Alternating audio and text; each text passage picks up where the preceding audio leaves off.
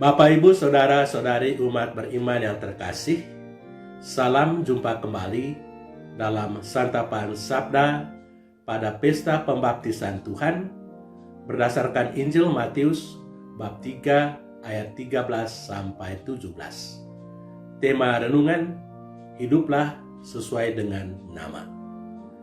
Bapak, Ibu, Saudara-saudari terkasih, pernah diceritakan bahwa pada suatu hari salah seorang anggota pasukan dari Alexander Agung diadili karena melakukan kejahatan. Ketika Alexander Agung mendengar tuduhan-tuduhan yang disampaikan kepada orang itu, ia berpaling kepadanya dan bertanya, "Siapakah nama Anda?" Orang itu menjawab, "Alexander." Dengan rasa tidak percaya, Alexander Agung bertanya lagi kepada orang itu, "Siapakah nama Anda?"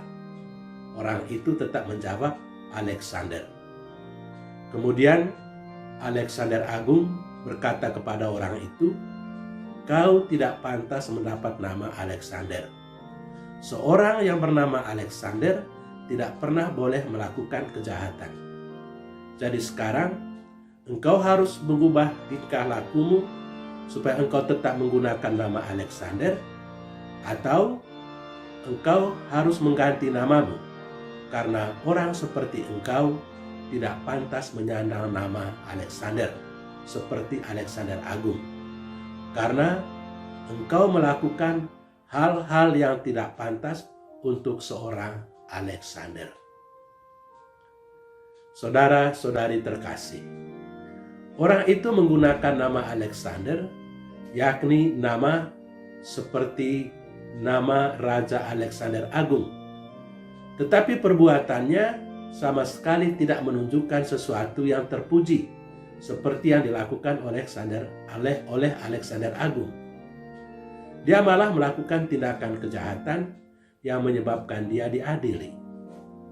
Itulah sebabnya Alexander Agung marah kepada dia. Dia tidak menghidupi nama yang disandangnya. Pesan dari cerita itu kiranya cukup jelas, yakni orang harus hidup sesuai dengan namanya.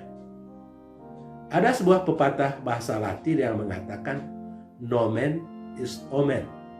Nama adalah tanda.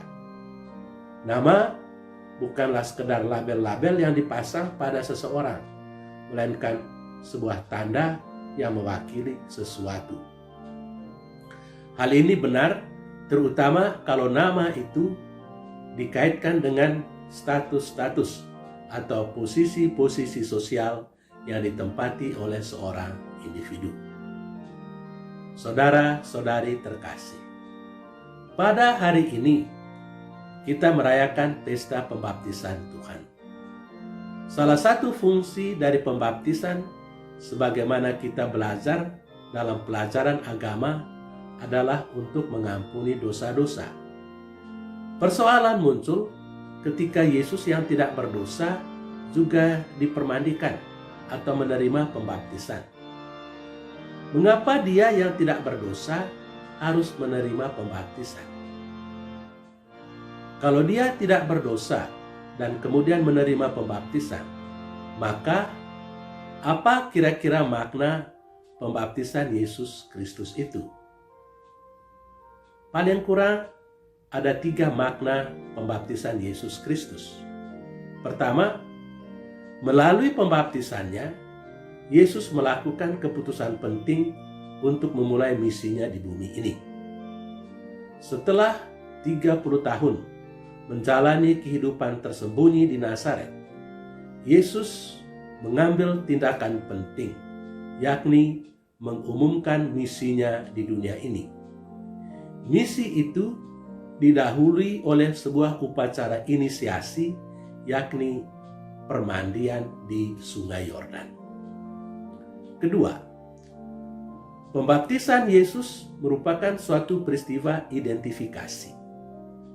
Melalui permandian yang diterimanya, Yesus mengidentifikasikan dirinya atau menyamakan dirinya dengan orang berdosa dan orang-orang yang dipinggirkan di dalam masyarakat.